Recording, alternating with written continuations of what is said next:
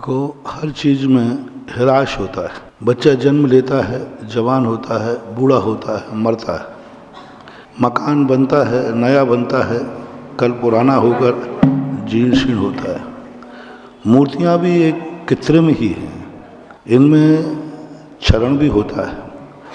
हम इतने व्यामोह में न रहें कि मूर्ति पूर्णतः खंडित हो गई, मूर्त उसके नाक कान समाप्त हो गए, उसके बाद उनको पूजा के स्थल पर नहीं रखना चाहिए, उनका विसर्जन करना चाहिए।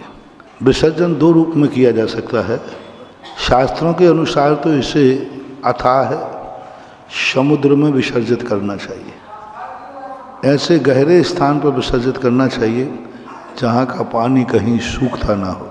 दूसरा, आज वर्तमान की जो परंपरा है आर्कियोलॉजी वाली, पुरातत्व की वाली, प्राचीनता सिद्ध करने के लिए इसे हमें किसी सरकारी संग्रहालय में जाकर के, या तुम्हारा जैन कोई म्यूजियम हो वहाँ जाकर के स्थापित कर देना चाहिए।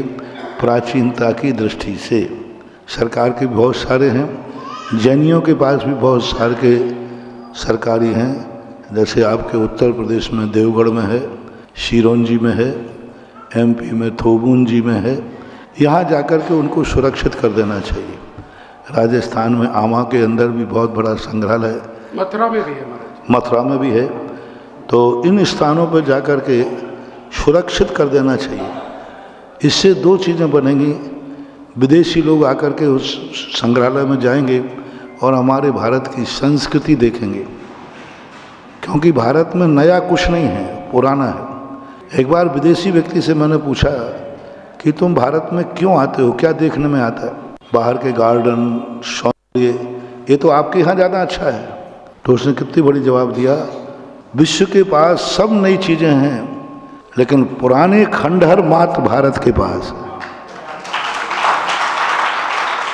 आपने देखा होगा, अपने लिए खंडित मूर्ति पूजनी नहीं है, कोई काम की नहीं है, लेकिन वही खंडित मूर्ति विदेशी लोग चोरों से स्मगलर करके करोड़ों रुपया देते हैं। अपने लिए कोई खंडित हो गई, खंडहरों में घूमते हैं।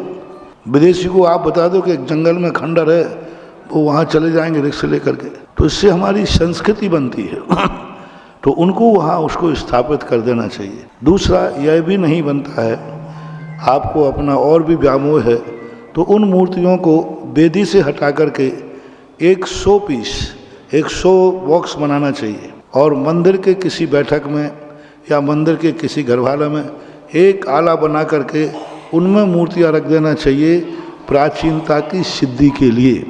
वे पूजनी बंदनी नहीं है, मात्र रखी हैं। तो वो तीसरे नंबर का है, यदि आपको विकल्प है तो। वैसे शास्त्रों के अनुसार खंडित मूर्ति जिनालय के किसी भाग में नहीं रहना चाहिए। कोई भी खंडित मूर्ति है, अंगहीन मूर्ति है, तो उसको जिनालय के अंदर नहीं रहना चाहिए। ऐसा जिनसेन स्वामी ने प्रतिष्ठा पाठ के अंदर स्पष्ट उल्लेख किया। इस पर समाज के ऊपर बहुत दुष्प्रभाव पड़ता है। अंगहीन, अंग समाप्त हो गए हैं, खंडित है, तो नहीं रखना चाहिए। तो ये दो स्थान सबसे बचे हैं, संग्रहालय या सीधा विसर्जन, और नई मूर्तियों की स्थापना उसके स्थान पर कर लेना चाहिए। और फिर भी यदि कोई छोटी मूर्तियां हैं और मान लीजिए उनके हाथ पैर नहीं घिसे हुए हैं, तो भी उनका एक बॉक्स बनाकर रख लो। प्रतिदिन उनका अभिषेक करना जरूरी नहीं, प्रतिदिन मार्जन करना जरूरी नहीं। साल में एक बार कभी दशलाक्षण पर्व आदि में संपूर्ण मूर्तियों को निकाल कर उनका अभिषेक और मार्जन कर देना चाहिए। प्रतिदिन अभिषेक नहीं करना, उसको एक बॉक्स बना करके वेदी पे बढ़िया सुंदर श्रृंगार करके रखो, लोग दर्शन करें, अर्घ्य चढ़ाएं, लेकिन मूर्ति का प्रतिदिन अभिषेक पूजन करना जरूरी नहीं है, ये निश्चित करना चाहिए। छोटी छोटी मूर्तियों को प्रतिदिन लोग मार्जन करते रहते हैं, उससे मूर्ति घिसती है, मूर्ति समाप्त होती है, अभिनय होता है, गिर जाए पड़ जाए तो और अभिनय का दोष आता है। इसलिए मैं बार बार कहता हूँ, मूर्ति के लिए अभिषेक जरूरी नहीं है, आपके लिए अभिषेक जरूरी है। तो जो अच्छी मूर्ति है उसका कर लो, मूर्ति के लिए अभिषेक का कोई संबंध नहीं है कि उनका अभिषेक नहीं होगा तो उनकी पूज्यता खत्म हो जाएगी, ऐसा कुछ भी नहीं है।